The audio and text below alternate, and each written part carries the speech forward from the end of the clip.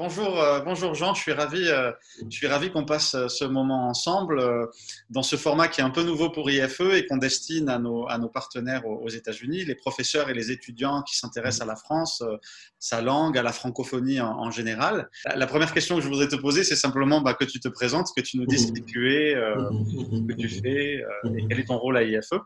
Voilà, donc je m'appelle Jean Zungrana, je suis sociologue et philosophe à l'Université de Strasbourg, à la faculté des sciences sociales. Et je travaille beaucoup sur Michel Foucault ou à partir de Michel Foucault, sur ses concepts et ses intuitions pour essayer de les appliquer dans le champ, dans différents champs, notamment dans le champ du travail social. Et aussi tout ce qui concerne l'acceptation sociale de la science.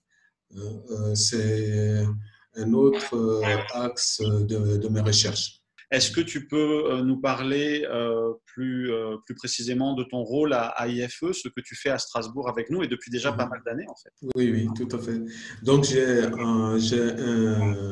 un rôle double. Je suis à la fois enseignant, et donc j'enseigne, j'ai un séminaire sur la société française, enjeux et perspectives. Et le second rôle, c'est de la direction des mémoires de stage des étudiants que j'accompagne depuis le début. Oui, on n'est pas loin des 10 ans, en effet, de collaboration dans le programme. On est ravis. Donc, tu donnes en effet dans la session préparatoire à Strasbourg cet enseignement sociologique et sociétal pour que les étudiants comprennent quels sont les grands enjeux sociaux, sociétaux en France, en Alsace et à Strasbourg aujourd'hui et quelles en sont les racines historiques. Et puis, en parallèle, une fois que les étudiants commencent leur stage, dans le champ social toujours, c'est-à-dire plutôt des étudiants qui travaillent dans des associations, dans des ONG, dans des centres de recherche en sciences sociales, tu les aides à réfléchir à une problématisation d'un sujet et à la méthode pour mener à terme cette recherche. Est-ce qu'à ce niveau-là, tu as des choses à dire? Ce qui me semble très intéressant, c'est que en fait, ces choix ne sont jamais faits au hasard.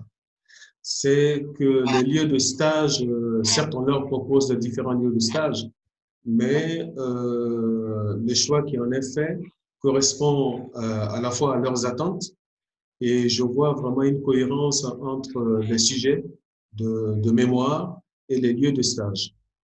Et ce que j'observe, c'est que bien souvent, les étudiants n'hésitent pas à faire des comparaisons avec ce qui se passe aux États-Unis, soit en termes d'éducation, en termes d'investissement dans le social, etc.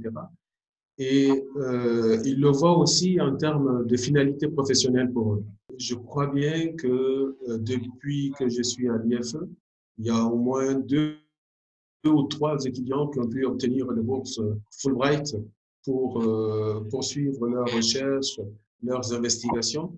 Ça veut dire quand même qu'il y a à la fois une cohérence et une recherche une vraie recherche dans le travail qui est produit par ces étudiants. C'est vrai que le scénario idéal, c'est celui que tu décris, c'est-à-dire qu'il y ait une véritable intégration entre les études de l'étudiant aux États-Unis sur son campus, sa spécialité, et son expérience en Europe avec nous à travers le stage et la recherche, mais aussi l'avenir, c'est-à-dire comment cette expérience et ce qu'elle apporte en termes de connaissances, de compétences, leur permet de passer à une étape suivante, à un projet de recherche, un projet professionnel qui soit cohérent par rapport à cette expérience. Est-ce qu'on peut revenir à tes sujets de recherche, à tes intérêts académiques? Sur quoi est-ce que tu travailles en ce moment? Quels sont les enseignements que tu donnes à l'Université de Strasbourg? Est-ce que tu peux nous parler de ça? Donc, en termes d'enseignement, je m'occupe d'une licence en termes de médiation et citoyenneté dans 4 domaines, à savoir la médiation sociale, la médiation éducative, la médiation environnementale et la médiation culturelle. Et dans cette formation, bien entendu, je travaille beaucoup plus dans la médiation sociale et j'ajoute bien entendu la médiation citoyenne. en termes de participation citoyenne, etc.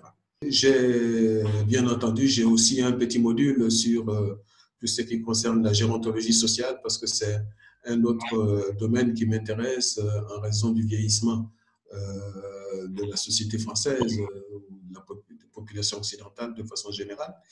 Et là aussi, j'ai contribué à monter une formation en la matière. Alors, sinon, en termes de recherche, actuellement, j'ai un double champ de recherche. Je travaille sur un concept de Michel Foucault qui n'est pas beaucoup utilisé, c'est le concept d'hétérotopie, comme utopie réalisée, comme on pourrait dire. Et donc, j'essaie de l'appliquer dans le champ du travail social. Et j'essaie d'analyser, au fond, est-ce que le travail social n'est pas aujourd'hui quelque chose de l'ordre de l'hétérotopie?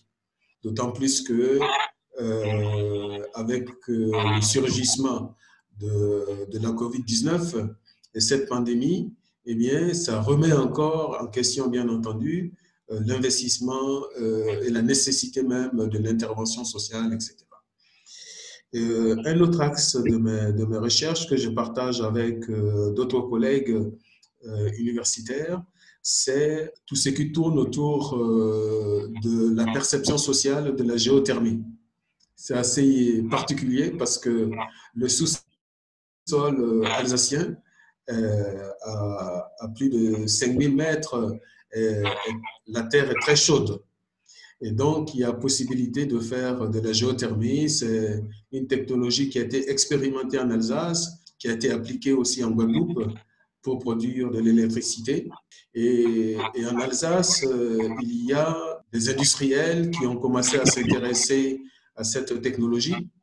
Et donc, nous, en termes de sciences sociales, on essaie d'analyser la perception sociale des risques, puisqu'il y a quand même des risques sismiques. Et donc, dans le cadre du développement durable aussi, on essaie de travailler là-dessus. Et donc, on travaille en fait avec des géophysiciens. Et donc, nous, on apporte la dimension sciences sociales, le regard sociologique sur cette nouvelle technologie qui participe dans le grand domaine qui est sciences et société. Donc, moi, je m'intéresse vraiment à la notion donc, du risque. D'accord.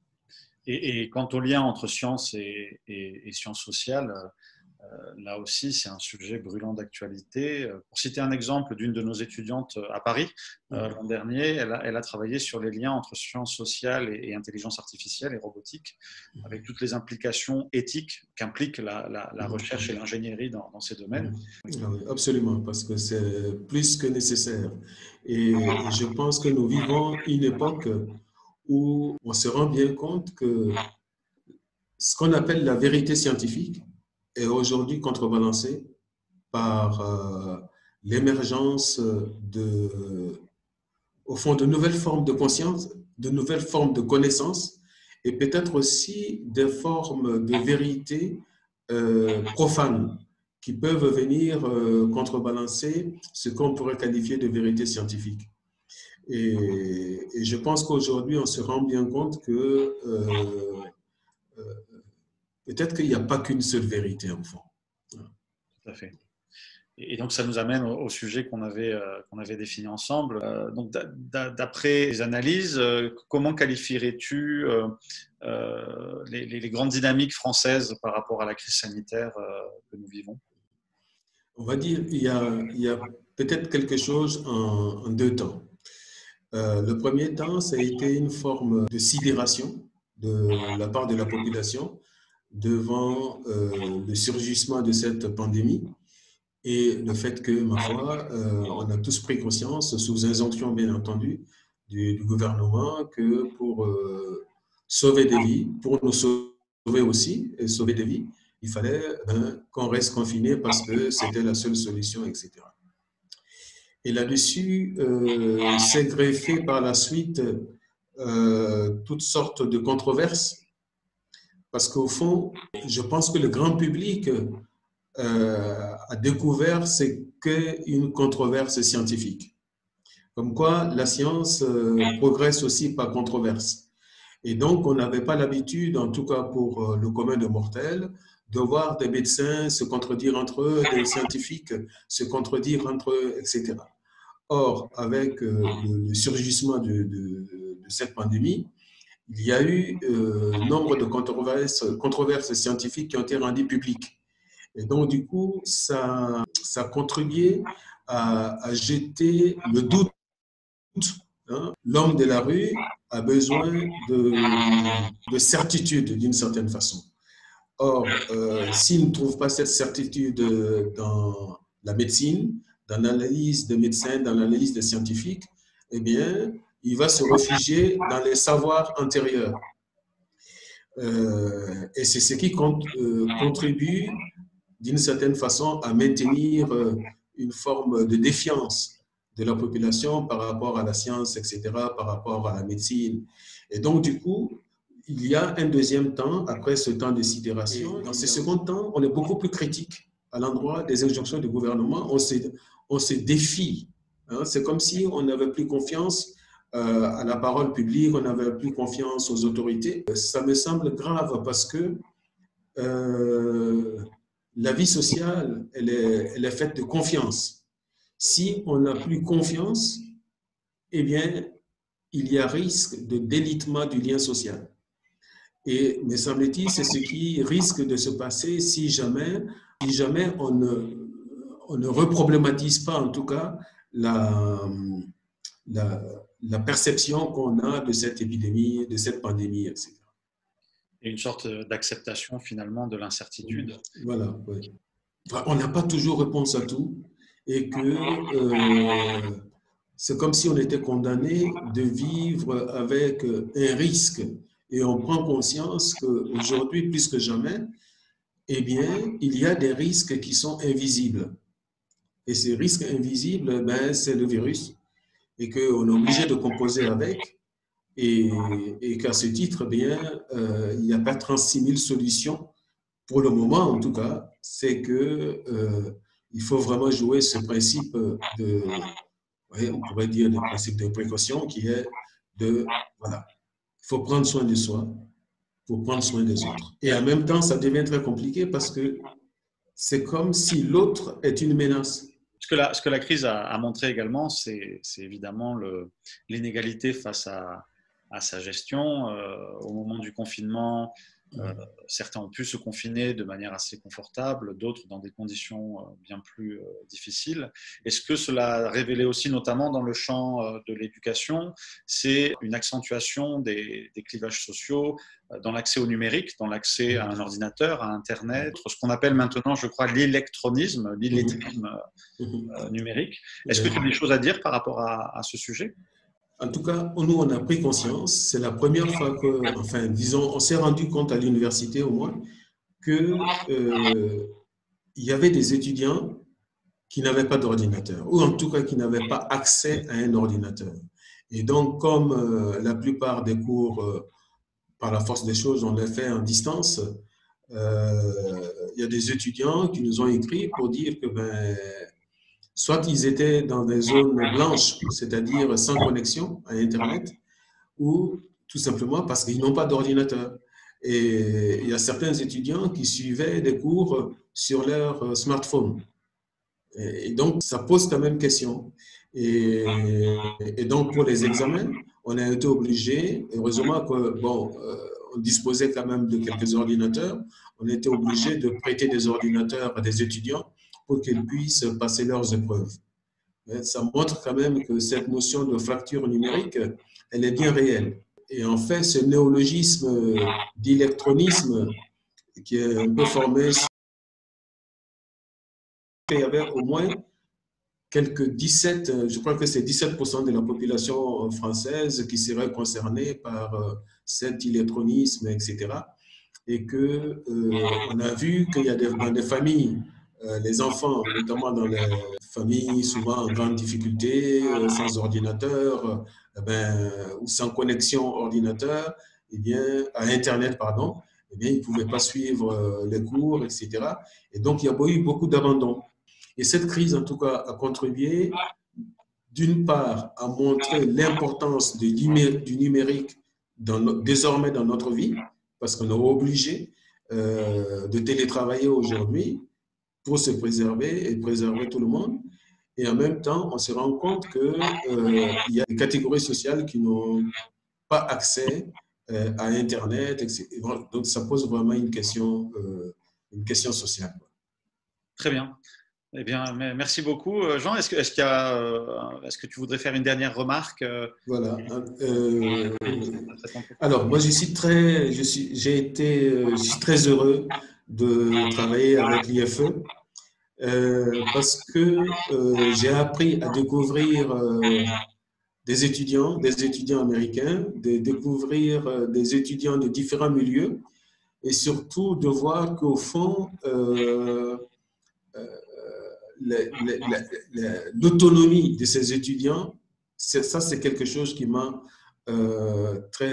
ça m'a vraiment surpris parce que parce qu'ils sont très jeunes, n'est-ce pas? Mais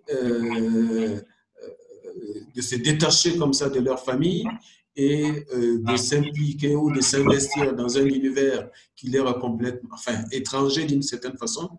Et, ma foi, ils arrivent quand même à produire avec un regard, certes, qui parfois participe des représentations sociales, de leur représentation de la société française, mais ils arrivent à en faire quelque chose, à déconstruire leur propre représentation et à mettre parfois le doigt sur quelque chose peut-être qui dysfonctionne dans la société française, mais qui touche juste.